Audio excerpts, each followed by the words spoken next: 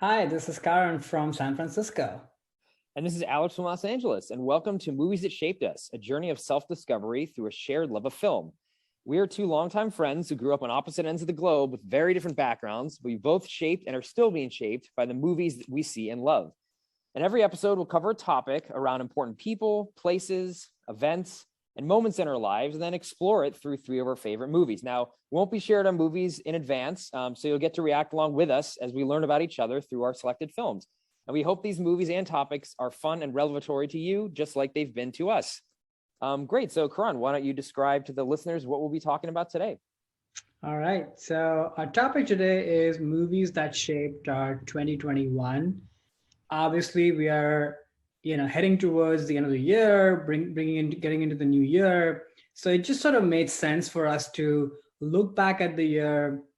This is a post-pandemic year, so clearly a lot has happened. So, we wanted to put some time together to think about what movies reflect our 2021. This is not to say that the other movies we watched uh, that were released in 2021, but more like movies that we watched or rewatched, but really signify what this year has meant to us. So yeah, that's why we're doing this. In terms of, you know, our ranking framework, if you will, I'm very excited to hear what you came up with, Alex. But for me, this was really about what themes in the year resonated with me the most. Um, it was a tricky year, like I said, coming out of the pandemic and such, and all of us sort of getting back to the real world, but also not fully back. So I think my framework is very much around what when I look back at this year, what themes, what feelings, what relationships rise to the top, and the movies that I chose are basically representative of that. How about you, Alex? Yeah, that was very similar to how I was thinking about it as well. So definitely pandemic looms over 2021, not in the same way as it did 2020, but for me, as I looked back over the year, there were definite themes around there was a lockdown last year, there was a pandemic, it's still going on and continuing into 2021, but we started kind of returning to reality.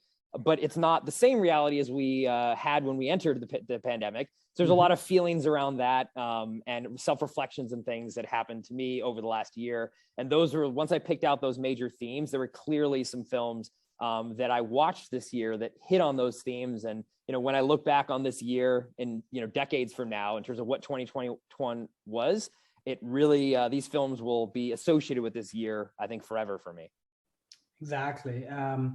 All right, so let's get into it. Do you want to go with your number three? Sure. So my number three film that shaped my 2021 is a 2006 film by Ridley Scott, A Good Year. And this is a movie starring Russell Crowe, Albert Finney. IMDb plot: a British investment banker inherits his uncle's chateau and vineyards in Provence, where he spent much of his childhood. He discovers a new laid-back lifestyle as he tries to renovate the estate to be sold.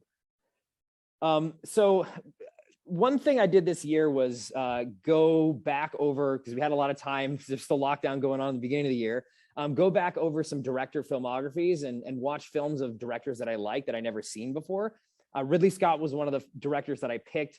So over the course of about a month, month and a half, I watched maybe a dozen of his films. He's made a lot of movies. And a lot of them I hadn't seen. You know, there's some big ones of his, but also some lesser known kind of flops that he's made. And this is one of them. You know, I remember this coming out in 2006, but did not see in the theater. Even though I was a fan of both Russell Crowe and Ridley Scott, it looked kind of lame and cheesy.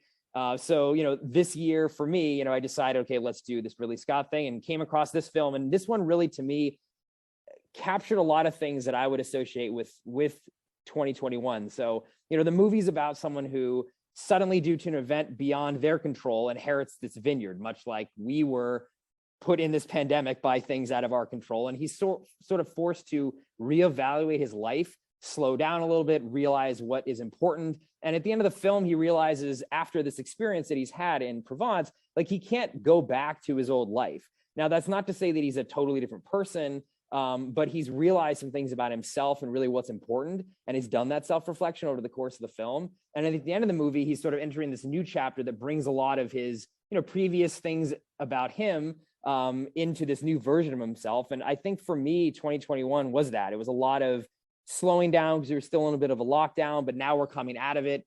So there's a lot of self-reflection and pause and what things, really made me happy before the quarantine that I want to continue in my life. What are some other things that I don't necessarily like? Like, for example, I did change my job this year because I realized, this is not the current job that I had was not something that actually gave me joy and happiness. And now I'm in one that I like a lot better. So, there's a lot of change, I think, is a important part of this year, like self-reflection and change. And I think this film just did a really good job. But yes, it's cheesy and schmaltzy. But, I think that lends itself to some charm that really just, again, hit me at the right time. I feel like if it wasn't for this year, where there were all these feelings of like slowing down, self-reflection, deciding what's next in this new world, much like, again, Russell Crowe now has this vineyard that he didn't have before. And what do you do with this? Is the question that he's asking us. And I think we collectively as a society, or at least I am asking myself, great, we're coming out of the pandemic. What do we do now? And that's why this movie is number 3 on my list. I love that the pandemic and inheriting a vineyard are same things for you. If I could choose between those two, it'd be a toss-up, I think, which one I'd want. But I am a big fan of this genre, pandemic or no pandemic. There's so many movies like this, right? That you're usually in Europe in some like pretty location and something happens and there's struggle involved in the beginning, but then you embrace it. So I love this genre. Having said that, I've never watched this movie, even though my mom incidentally was talking about this movie a few months ago, that they rewatched it and loved it and were recommending it to me. And then I looked at the Rotten Tomato rating and I was like, oh, this is not good. So this is going to the bottom of the list. So I didn't watch it.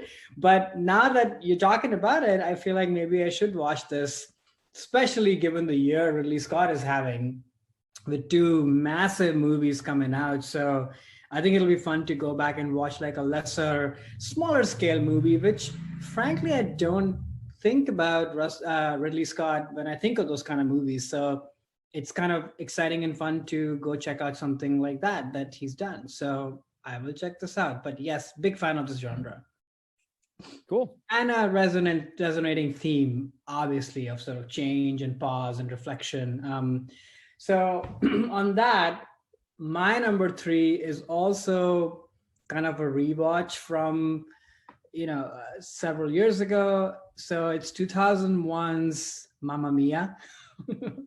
I would think most people are familiar with this movie or the property, but it's basically the story of a bride-to-be trying to find her real father, told using hit songs by the popular 1970s group ABBA, starring Meryl Streep, Pierce Brosnan, Amanda Seyfried, Colin Firth, Stellan Skarsgård, and a whole bunch of people, based on a musical.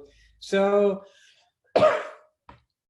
this movie came out in 2008, I believe. And for those of you who've listened to this podcast before, you might know that I'm a huge Meryl Streep fan. This is probably one of her few movies that I never got on board with. I'd seen it before. I just found it kind of, I don't know, overwhelming in terms of its energy, at points even irritating in sort of how exuberant it is, and sort of just, what is the point of the whole thing? That's sort of the attitude I had toward this movie, even though I know that this is one of her biggest hits in her entire career and has spawned off a whole franchise, on a movie and an IP like this, which is like a jukebox property, which is so interesting in its own way. But there's something about revisiting this movie. When my boyfriend Robert was visiting from LA to San Francisco, we just put it on, and there's something about the joy of it and the absurdity of it and the laughter that it brought, that we enjoyed it so much, to the point that since we watched this movie, its soundtrack has sort of become, whenever we are feeling a little bit slow or there's a dead space in the day, this is the soundtrack we play to kind of just, get us out of that funk. Or, you're getting ready or packing up for a trip or what have you. This has kind of entered our lives in such a meaningful way. So I think going back to your point around sort of reflections and taking a pause, to me, this movie is kind of the definition of that in a super literal sense, where a movie that I never cared for, just watching it with somebody who I love, but also in like a different context of, I suppose, the pandemic or being locked down, watching a movie that's set in, beautiful Greece, and the aspirational quality of travel, exploration, but then also sort of the unadulterated, pure joy, uninhibited, people leaping out of their beds and dancing kind of quality. There's something powerful about it, and I came around to it, which once again kind of is a symbol of just change and embracing the new reality and being okay to want to like and enjoy things that speak to you in the moment. So yeah, that's Mamma Mia, my number three. Nice. This is yeah, there's a lot of reasons why I can see this fitting well into this year. So my background on this film, so I have seen it. When I remember the play, so when I was studying abroad in London, the play was there, and I thought I was very jaded at that time. You're in college, you're kind of negative and jaded anyway, and it was jukebox musical, so I definitely was dismissing it. I never disliked ABBA in the way that for a while it was very cool to dislike them. I didn't carry that on with me, but I definitely carried into this movie that sense when I first saw this film, that sense of like, oh, this is a jukebox musical kind of throwaway, and it didn't really hit me when I did see it, and I haven't seen it actually since. And I think what you're saying about rewatching it under this different time, I think is something that I want to do actually. Now that you're talking about all the things this movie kind of captures are things that I feel may have been missing in 2021 a little bit of that joy, that sense of travel. Like we're still kind of dealing with this pandemic and things, and that might be the comfort that resonates a little. The movie I think would hit me differently now than it did before when I was dismissing it as like, oh, this is just some cheap jukebox musical, that they're throwing a bunch of ABBA songs in there, and what is this really? Like that was my attitude towards it before. It sounds like similar to yours originally too, and that your perspective has changed and this movie hit you in a different way. Yeah, totally. And it's funny because this movie originally came out post 9/11. And in fact, I've heard Meryl Streep talk about this movie and how it was, why she wanted to be a part of it in some way, because she saw the play or the musical right after 9/11. It was sort of a kind of a drug of relief and happiness to New York City. And she actually wrote to the production saying that you guys have given, this is the quote if I'm remembering correctly, she said that you guys have given the city its dancing shoes back. And I think it's interesting how this movie, for me, kind of, not that we can compare the pandemic with 9/11, but sort of a global tragedy which has impacted so many people, watching this movie and how it has that power of being a bit of a drug or an antidote kind of lives on. And that's why it's so successful. Totally. That's a good throwback to when it originally came out. I think that definitely says something about what this film can do. Yeah. All right. What's your number two? My number two film was a new movie from this year, 2021's No Time to Die. So this is the new Bond movie, directed by Cary Fukunaga, Daniel Craig, Leah Seydoux, Remy Malek starred.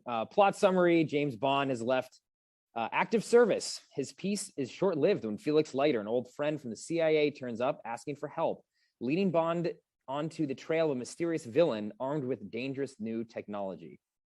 So this movie really captures 2021 in kind of two ways: the film itself, and then also the release of the film. So I'll talk about the release of the film first a little bit. So this movie was originally supposed to come out pre-pandemic. So the original date of this film was April 2020. And if you folks remember, March was, at least in the United States, when the pandemic really started becoming real, and that's when the lockdown started.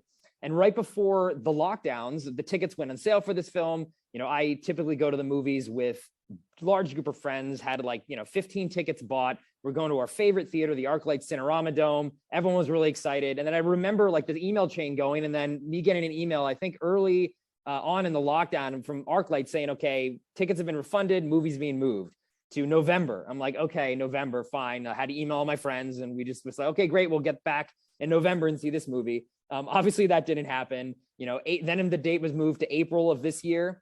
Pandemic was still going on, so they moved it again to October of this year. And during that entire time, obviously people have different sensitivities with going back to the theaters. So instead of a group of 15 people, there's only 5 of us. Also, my favorite theater, the ArcLight, is closed. It actually shut down during pandemic, went out of business. So we couldn't go there. So it was like kind of a going back into the world we used to know, but in a very different way. But at the same time, you know, it was a crowded theater, which was my first time. So I'd seen a couple movies this year. This is the first film I'd gone to on opening night. The other ones I waited a week or two just because, you know, comfort in terms of being in a crowded space. This is the first one I went to see opening night. Theater is packed. There was the, you know, proverbial guy in a tuxedo. So those things felt like great, like we're back kind of, you know. Society's back. But again, I had to remind myself, look, this isn't a group of 15 people. We're not in the ArcLight Dome. That theater doesn't exist anymore. So it's this feeling of returning to your life that now has to be different and how you're dealing with that. So to me, like in a meta way, just the release of this film, I will always associate with the pandemic and with 2021, just in the way that it came out. So that is why for sure this movie had to be on the list. But then once I saw the film, you know, this movie too hits on a lot of the things again that I associate with this year.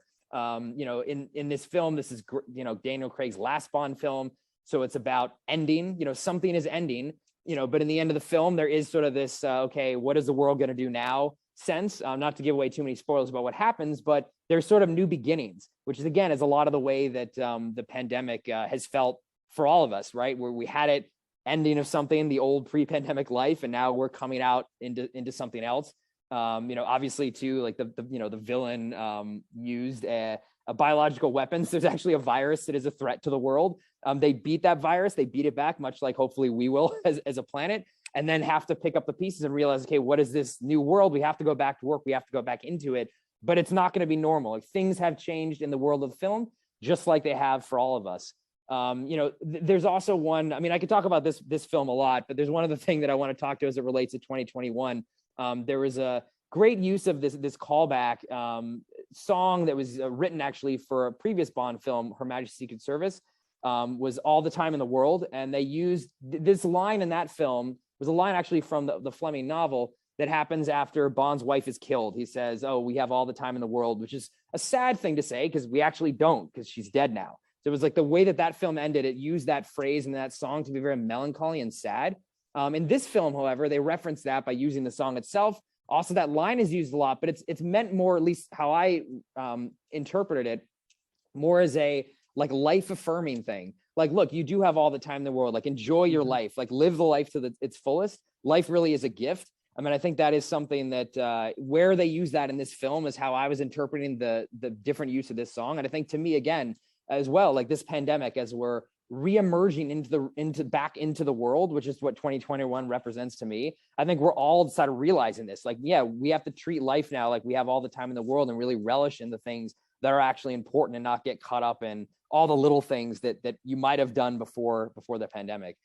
So again, I think this movie for me, because of those two you know, both meta and then also the film, really will always be 2021. Great pick. I almost put this because, you know, there've been a few big theater experiences in this year which have signaled, like you said, kind of going back to the world we know, but also the world in itself being a little bit different. But I ultimately decided not to go with that theme or capture it in other ways. But yeah, I also sort of had a sneaking feeling that this might be on your list, so I was kind of comfortable with that. As a collective package, we have to have one movie that sort of signals that going back to the theaters, going back to the real world. So I'm so glad you picked this. We've talked about this movie offline, and I love this movie a lot too. I still wrestle with some things that could have probably been better, but overall, the movie, what a way to go and end, like you said, Daniel Craig's chapter, and sort of usher in whatever is to come. And then for this movie to come out after all this delay and really live up and deliver was super exciting. So yeah, great pick. All right, so my number two. So if number three for me was more about a symbol of love and a symbol of, you know, coming around to things that you dismissed in the past, laughter and joy, my number two is sort of my symbol of family and that relationship and that bond that we all share with family. So with that in mind, I chose 2008, funny enough, another movie from 2008, Summer Hours, which is a French movie directed by Olivier Assayas, starring Juliette Binoche, Charles Berling, Jeremy Renier, not to be confused with Jeremy Renner. So yeah, I've seen a few movies directed by Olivier Assayas, and they all undoubtedly star Juliette Binoche, who I think is one of the greatest actresses working, definitely one of the greatest actresses of our generation. But I don't know if folks have seen Personal Shopper or Claudio Stills Maria, both amazing movies. So I've been wanting to check out more of his filmography, and I feel like this year to me has been a bit of a representation of that. Just like you're saying, Alex, going down back memory lane and watching more of our favorite directors. For me, this year was exploring directors that I know little about, and that did include a lot of foreign directors, European directors in particular. Obviously, a lot of classic Hollywood directors too. So, he was definitely on the list. And it just so happened that I ended up watching this movie at a time when my family, they're all in India, my parents, my sister, they all ended up getting hit by COVID when the COVID rates in India were crazy. Despite all precautions and everything, it was just so pervasive that they got it. And this is exactly what this movie is about.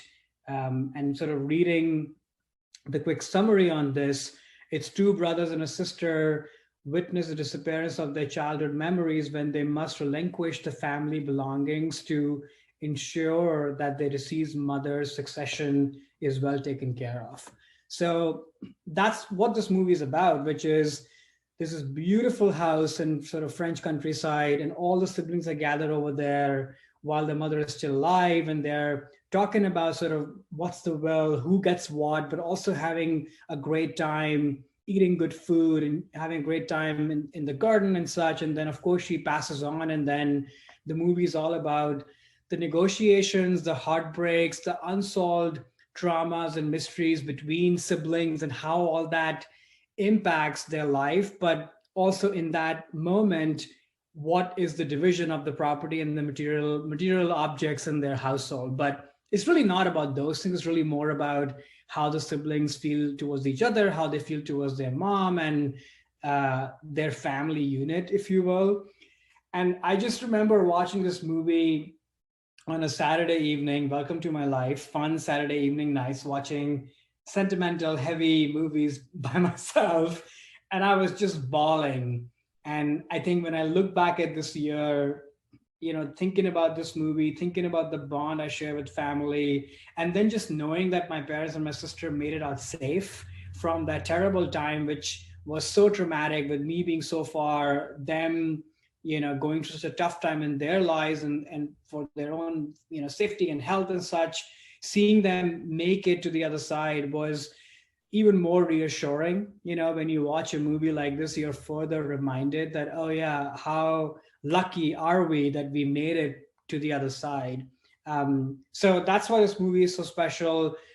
Not to mention, it's so artfully done. I think a lot of Olivier Assayas's movies can be a little bit more cerebral with a lot of sort of layers that are at play, which is true here too. But I think this movie is a lot more emotional and just simple. And in fact, I heard a lot about him talking about the movie, and for him too, it was a very personal movie to put forth. I don't know exactly or much about his own family history, but it shows, when artists put together something that's very close to their own upbringing or their own family or their own relationships, it sort of traverses the screen. So yeah, very happy to have watched this movie.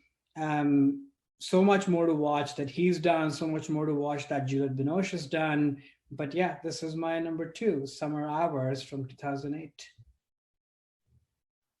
Oh, well, I have not seen this film or honestly heard of it.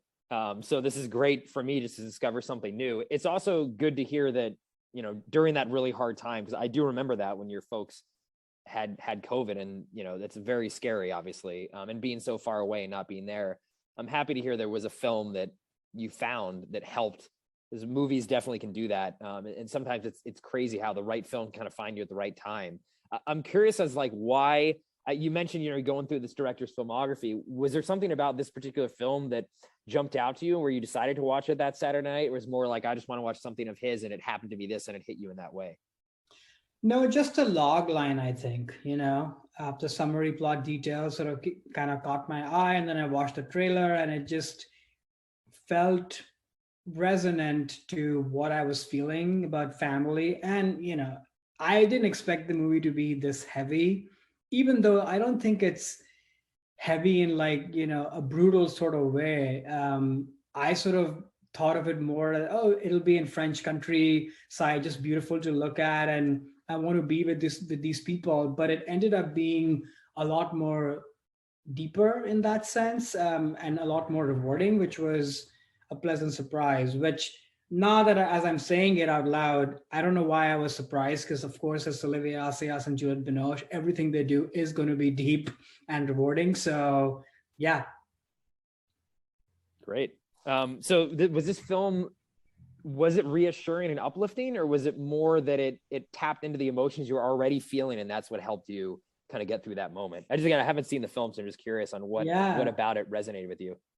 No, it's a good question. And I think it sort of says a lot about my psychology, which is a lot of people, I think, when they're experiencing or feeling one kind of emotion, they probably gravitate towards the opposite. I'm the opposite of that. I actually like watching things that are similar to what I'm feeling, because there's something, I don't know, comforting and kind of supportive about watching other people go through hard times or tough times in their lives. You feel sort of supported. You feel, yeah, I'm not the only one who's kind of going through this, So I think that's what I got from this movie, this sense of comfort and support from it. And then just, I don't know, in general, I just find art done well very comforting. When people are at the top of their game and you can see that on screen from every little department, like the house where they shoot this movie, the production design, how lived in it feels, you're totally transported. And there's just something so comforting about that too. So, and I like a good cry when I'm feeling not so good, which this movie also delivered on. So that tells you more about who I am, I suppose. I'll have to keep that in mind when I put it on, to make sure I have the Kleenex near me then. if it's one of those films. Yeah, it sounds great. I'll definitely have to check that out. Yeah, I will say though, like, this is kind of, I don't want to sort of make general statements, but because it's a French movie, I just feel like they are a lot more artful and subtle about their emotions. Like, you're not manipulated into feeling, something. There's no score, obviously, like most French movies. You're not driven to a thing. You're made to look inside out, and that's the part that brings you tears, even though you are, of course, living with the people that you're watching. So yeah, a little Kleenex, but not too much, I would say. Okay, thanks for the warning. Okay, so I think we're into our number one films. So I will go first, as my number one film that shaped my 2021 is 2012's To the Wonder, which is a film by Terrence Malick, starring Ben Affleck, Olga Kurylenko, Rachel McAdams, and Javier Bardem. The logline is, after falling in love in Paris, Marina and Neil come to Oklahoma, where problems arise. Their church's Spanish-born pastor struggles with his faith, while Neil encounters a woman from his childhood. And honestly, that summary is probably just as esoteric as this film actually is. So this film is, the reason why I put this at number one is for several reasons. But the main one is, I really do feel that if I hadn't, this is the first time I've seen this film. I feel like this was definitely right film, right time for sure. That it hit me in a way that I don't think if it had been another year, I might have taken away the same experience that I did in watching this. So this is a Terrence Malick film that I had not seen. It's part of a sort of a loose trilogy of films he made in the early part of last decade. So this is the first one. There was Night of Cups and Song to Song, and all three of these films are really very plot light. A lot of voiceover narration, shots of nature, shots of people, very similar to Malick's other work, but there really is very little plot in this. It's more about what the characters are feeling and kind of going through. And it's really a film about self-reflection, which is something that I think this year really brought, even more so than 2020, where there was a little bit of sense of, adventure in a weird way in the beginning of the lockdown, because you didn't really know what was going to happen. Then it kind of dragged out and sort of became a weight on you. And this year, knowing that things were probably going to be opening back up, it did force on me, at least, a lot of thinking about myself and self-reflection on things. And that's what this movie's really about. I mean, this movie is all about all the characters in it having some sort of existential doubt, identity crisis. It's really like, what do you want to make in life? What choices do you want to make that will lead you to be happy? And much like the other themes that I've mentioned here about returning to the world, and is it the same as when you left it? And no, it's not. It's going to be different. Like Olga's French character in this film, she starts out the movie with Ben Affleck in Paris, and there's just gorgeous shots of Paris and very romantic. They're kind of walking around, and you want to be there instantly. And then she goes to Oklahoma, and then they have some problems, and she goes back to Paris to kind of like go back to her old life. And it's shot very dark. City's overcrowded. It really, the luster and the romance is all gone, because she kind of can't go back to those same feelings that she had when she first met Ben Affleck's character in the beginning of the film. And I think, again, that's a lot like, for me at least, this feeling of, well, you can't go back into the world and be the same person you were. So who are you going to be now? And also just the way this movie is shot, I think really helps force a lot of self-reflection on the audience members. So DP Lubeski is one of my favorite DPs, shot this film with Malick, a lot of shots from the back of Ben Affleck, which really helps you as the audience then feel like he's your cipher. Like, it forces you to kind of bring your own thoughts and emotions into the film to kind of fill in the gaps, because there is so little going on. I mean, I really do think what's so great about Malick, and especially these three films that I mentioned that there's kind of loosely connected in theme, is it because there's no plot really in the film, and it's just kind of emotions. They're slow. I'll say it. They're slow.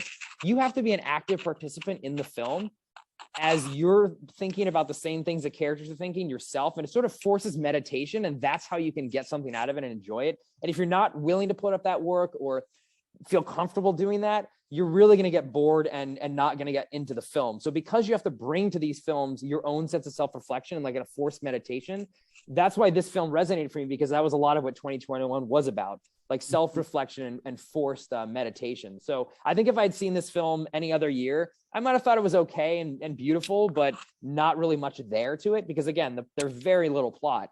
But because it sort of helped get me in this meditative mood and led me through a lot of things of self-reflection and meditative experience during the film as I was watching it, it really did resonate with me a lot. And I'm definitely glad I picked this year, almost 10 years after the film came out, to actually watch it. Yeah, it's a film I'll definitely go back to often and really think about what I was feeling in this year, in 2021. Yeah. This is maybe too personal of a question, but I'm curious, watching this movie and even post it in general, what has been like the biggest self-reflection for you? Yeah, I think there's really these questions about when COVID is over and when lockdown is over, like, who do I want to be spending time with? What things do I want to be doing? What things, should take up the bulk of my time? Should it be my job? Should it be activities? Am I where I'm supposed to be, like geographically? Like, that's a big part of this movie too. They go back and forth between, Paris and Oklahoma, and each have their pluses and minuses. You see the negatives and the positives of both of those things. So yeah, it's honestly like all the big questions. Really, this year has been a lot of that for me. And to this film as well, much like A Good Year actually, are two films I watched by myself. And for some reason, movies for me that are a lot more about, that are slower, that are more meditative, but on the other token are more cheesy. Both of those types of films, if I watch them by myself, I tend to enjoy them more for some reason. I can kind of be in my own head and not feel like I'm enjoying it with other people or an audience where you're bringing other things to it. Like Bond was great watching with other people. But this film, I don't think if I saw it in a theater, I probably would have gotten bored because it didn't force me to be alone with my own thoughts. So seeing it alone and having what this film is supposed to do to you, again, I think, which is, just deal with the restless parts of your soul and make you question and reflect on those. I don't think I would have gotten that if it wasn't for me being by myself. So all of those things kind of came to mind as I was watching this film, but also were a part of 2021 for me. Just those questions being asked of myself. Yeah, no, totally. I've never seen this movie because I feel like this movie kind of got lost in the shuffle, and it just sort of felt that it was very similar to some of the other Terrence Malick movies that he's done in the last, like, I don't know, 5 6 years, I should say. So it's good to hear that this resonated. But you're right, like one has to watch this, I feel like, in the right frame of mind and setup. So I'm excited to go check it out, given that this is your number one movie. That's saying a lot actually about movies, this movie. So excited to check it out. Cool. Yeah, definitely do. I mean, it was not critically. I mean, I'm not surprised you hadn't seen it. It was critically, I don't want to say panned, but it didn't get well reviewed. No. And that's why I had not seen it for so long. And this is what, much like Ridley Scott and what you were mentioning too with your filmography gap filling. I was doing that with Terrence Malick, and this is one of those films I picked up. And yeah, so definitely check it out. Will do. And what is your number one film that shaped your 2021? I'm really excited to hear. So continuing my foreign exploration of movies, my number one is 2020's Another Round, directed by Thomas Winterberg, starring Mads Mikkelsen, Thomas Bo Larsen, Magnus Millang. People have seen before, but I hadn't really put names together. So that might be true for a lot of people listening as well. But everybody, I would think, knows Mads Mikkelsen in some capacity. But yeah, the logline of the synopsis of the movie is four high school teachers consume alcohol on a daily basis to see how it affects their social and professional lives, which sounds really fun. And believe me, there's a thematic relevance to that for this year as well, because I really got into cocktail making. But this movie is I think probably my favorite movies from the 2020 Oscar season. One of the best movies I watched that was nominated, and a movie that I'm going to get back to again and again. But like we've been talking to the entire podcast, I think there's something about right movie at the right time.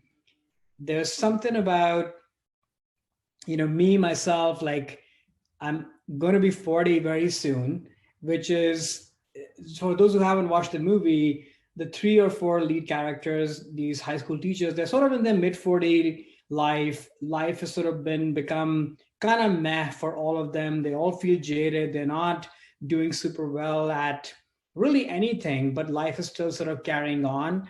And that feeling sort of, I think, was resonant for, I would say, a lot of us, definitely for me, for 2021, where you're working remotely, every day is the same. That feeling of deja vu, that, oh gosh, here's another day that needs to be started up, and how am I going to get through it? And that's what this movie is. But in the movie, sort of the literal panacea or antidote is one of the guys figuring out that the human blood alcohol level is like 0.5% lower than what it should be. So if we all consumed a little bit of alcohol in a day, which is basically a glass of wine in the middle of day, it'll actually get us to a place where we'll feel more ourselves, perform better at our life and our duties. And for a little bit, that actually pans out really well.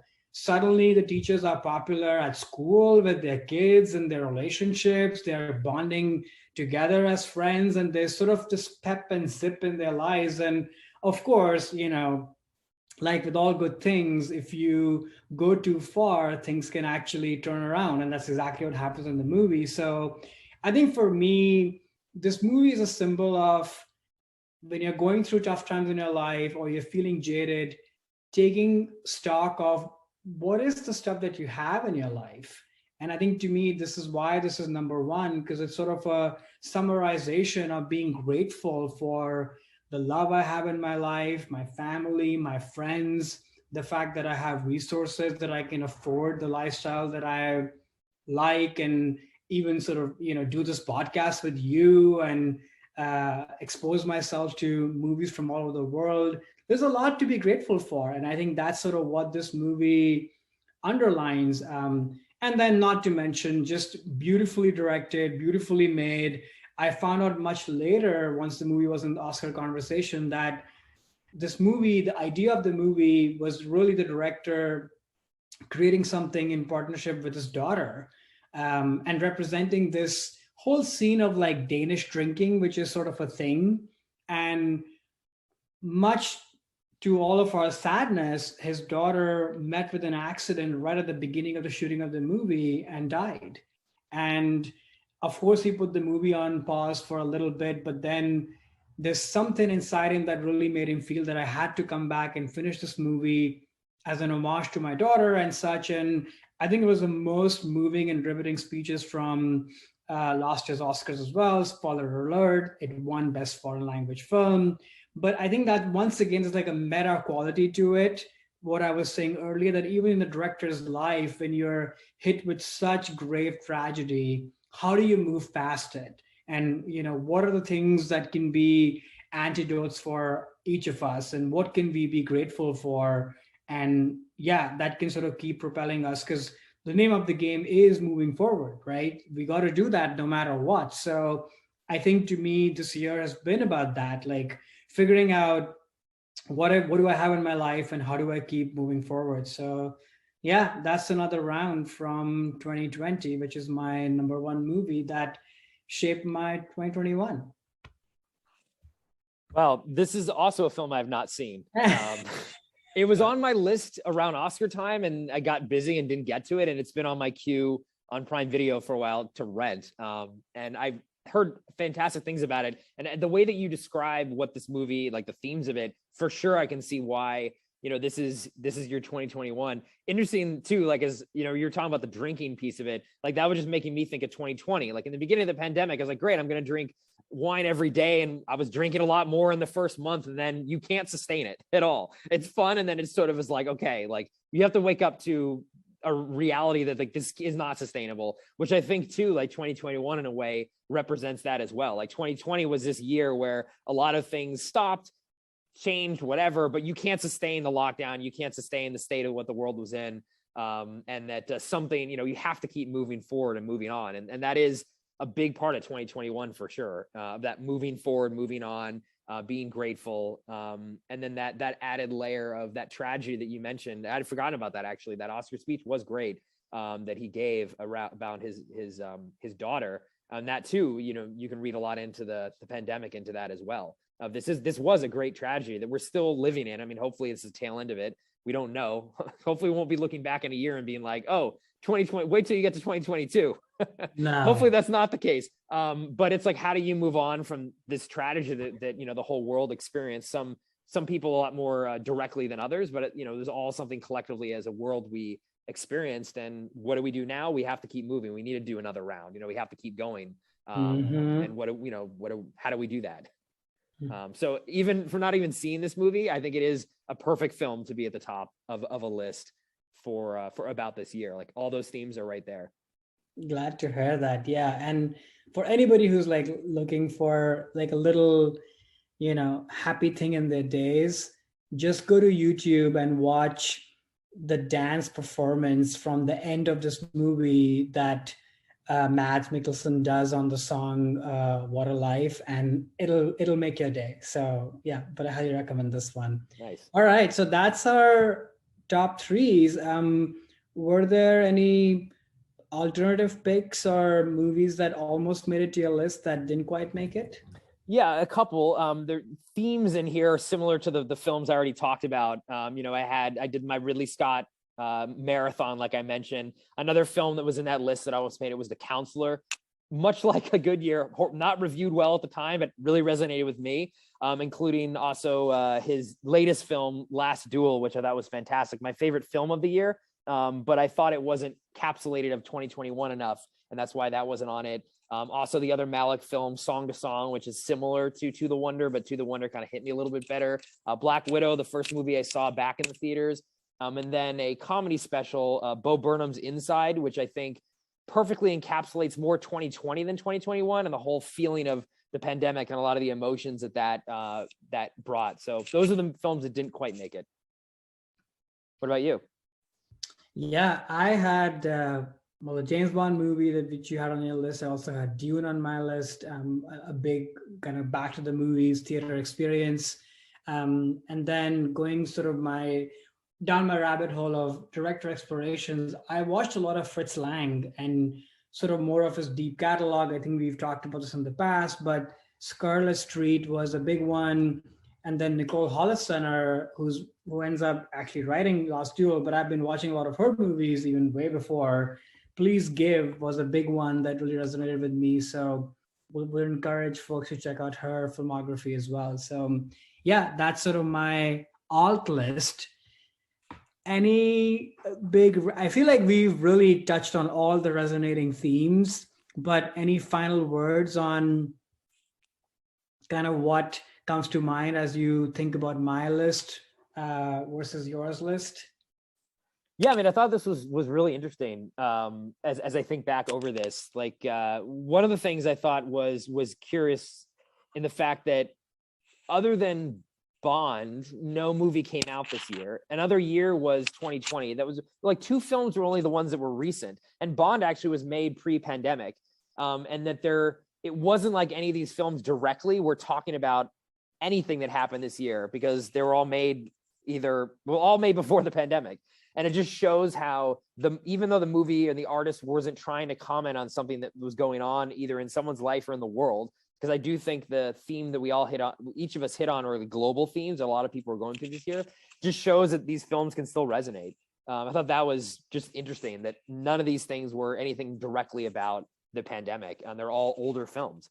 Thought that was kind of cool. It was also interesting to hear us both talk about going back over filmographies. Like we spent our time, because lockdown, working from home, that both of us use this time to like do a little bit of like bookkeeping in a way of like films we'd always wanted to see, and that those made the list. Like, you know, one of your Summer Hours movies you wanted to see. Okay, now you saw it this year, but it really hit you. And again, just shows right movie, right time. You know, it could be such a random thing. What were some of the things you noticed? Yeah, couldn't agree more with what you said.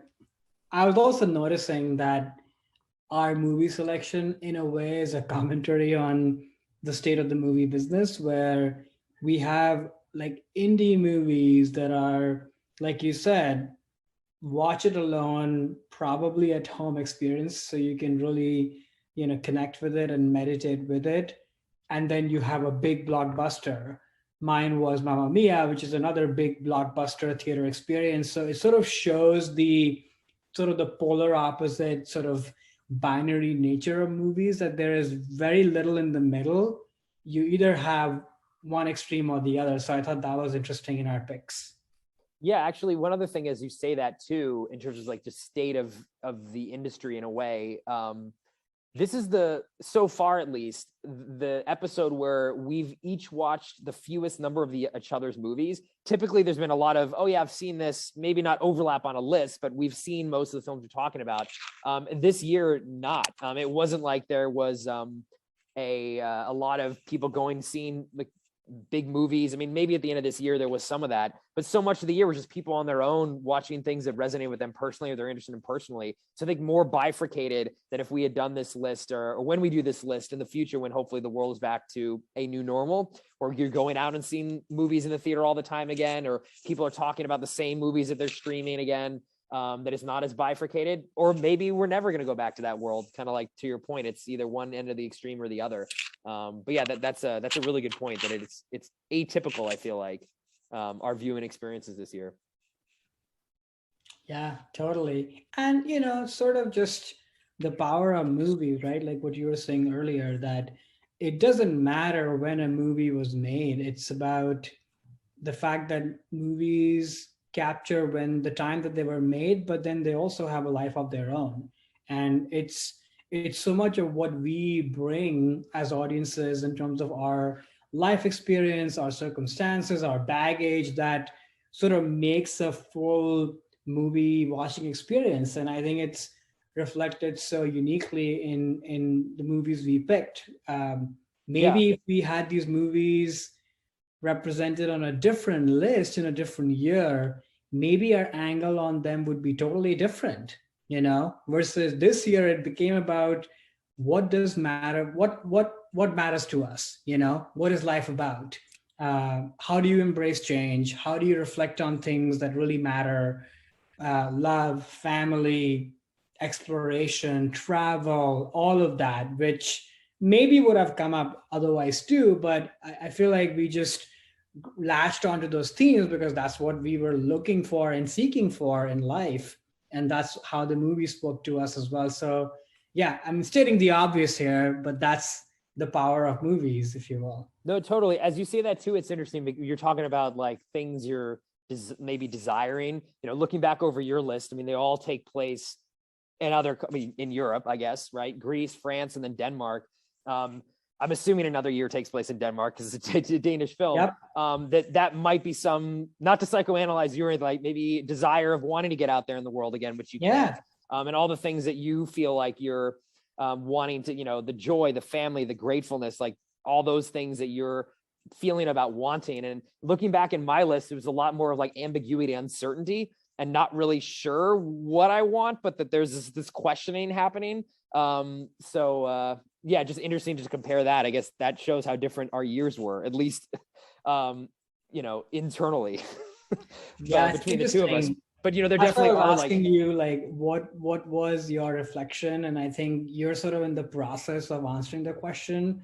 I am too in some ways, but it's funny you picked up on that. For me, this year and really the last 2 years have underlined that what matters most is love in life, family and friends, and then just the desire to explore more, travel more, and make the most of every moment you have. Like, I think that has, if you know, remove the noise, like that's what it boils down to for me, for sure. Yeah, I think again, like looking at my list, it's the same. It almost just feels like I don't know what those things are for me yet, whereas you maybe have a closer sense of what those things are that you want. But yeah, it's just interesting that then 2021 for both of us was a lot of looking back at our lives, present, past, and then hoping for like how can we make a better future as we're coming back to the world again. Like the world is opening up again, hopefully continues to do that. We don't know, but we're banking on it. So it's just that is forcing, I think, a lot of this. And it's just interesting to see these, you know, the films that we helped us along the way as we're doing that. Yeah, for sure. Well, we're very curious to hear how other folks think about this and what movies jump to mind for their 2021s. But we wish everybody happy holidays and a great 2022. And talk to you soon. Bye.